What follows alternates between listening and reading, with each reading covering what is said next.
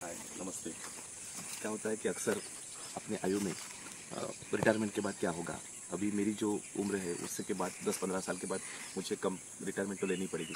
अभी यहाँ से क्या होता है कि we are into concern this, so concern से हम लोग जाते हैं शहरों की तरफ, और शहरों की तरफ से हम अपने रोजी रोटी कमाते हैं, नौकरियाँ करते हैं और शान से रिटायर हो जाते हैं। फिर उसके बाद एक लाइफ इस रिटायरमेंट के बाद भी बचती है, तो क्या करोगे तब? तो उस तरीके का मुझे प्रश्न मेरे मन में आया, तो मैंने सोचा कि मैं भी कुछ कर सकता हूँ, तो क्या करूँ। तो पहले तो एक स्ट्रेट फॉरवर्ड आंसर होता है कि क्या करूँ का मुझे प्रश्न मेरे मन में आया, तो मैंने सोचा कि मैं भी कुछ कर सकता हूँ, तो क्या करूँ। तो पहले तो एक स्ट्रेट फॉरवर्ड आंसर होता है कि क्या करूँगा, मैं मेरे गाँव जाऊँगा। तो गाँव जाके क्या करूँगा, खेती करूँगा, लेकिन कैसे करूँगा पता नहीं। ऐसा होता है, मेरी ज़िंदगी में ऐसा नहीं हुआ। मेरी ज़िंदगी में मैंने पहले खेती की, बाद में फिर शहर गया हूँ, अब फिर से वो रिवर्ट मोशन आएगा, तो मैं क्या करूँगा।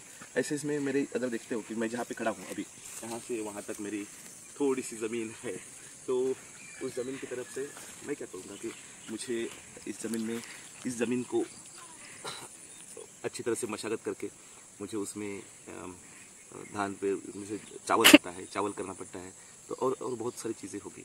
लेकिन मैंने तय किया है कि इस ज़मीन में जितना धान उगेगा साल भर में जो भी है, उतना ही मैं सेवन करूँगा। मतलब ऐसा है कि अगर ये जो ज़मीन है मेरी इतना धान ये हो जाएगा, मतलब चावल हो जाएगा, तो इसके मद्देनजर रखते हुए मेरे अकेले के लिए ये ज़मीन से एक समय का भोजन मैं कर सकूंगा पूरी तरह से। तो मैंने उस तरफ से भी काम करना शुरू कर दिया अभी कि एक समय का भोजन मैं जो हूँ वो कभी कभी मैं रात को स्किप कर देता हूँ। फिर मैंने तय किया है कि इस मिट्टी में मेरे ना हक की जितनी ज़मीन है उसमें जितना धान मैं साल भर भी निकालूंगा उतना ही मैं भोजन करूँगा, उतना ही मैं खाऊँगा, बाहर से कुछ भी नहीं लाऊंगा, चाहे कितनी भी मेहनत करनी पड़े। तो इस तरह से है। तो यहाँ पे ये होगा, यहाँ पे और 12 ही महीने, साल के 12 भी महीने कि ये आता रहता है, मतलब पानी की सुविधा है यहाँ पर। तो एक कुआं है, तो कुएं में पानी रहता है 12 महीने। अभी थोड़ा साफ करना जरूरी है, ये बहुत सारे लोग अभी यूज नहीं करते इसको।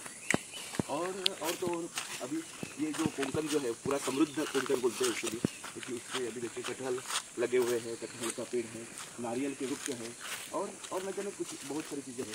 वहाँ पे मैंने 30 साल पहले नारियल और चीकू के पेड़ लगाए, तो उसके भी ये है पेड़ है। तो बहुत सारी चीज़ें हैं। और मैं आपको मतलब आपको बुरा लगेगा सुन के कि एक ही समय का भोजन करेगा दिन में, इसका कैसे होगा।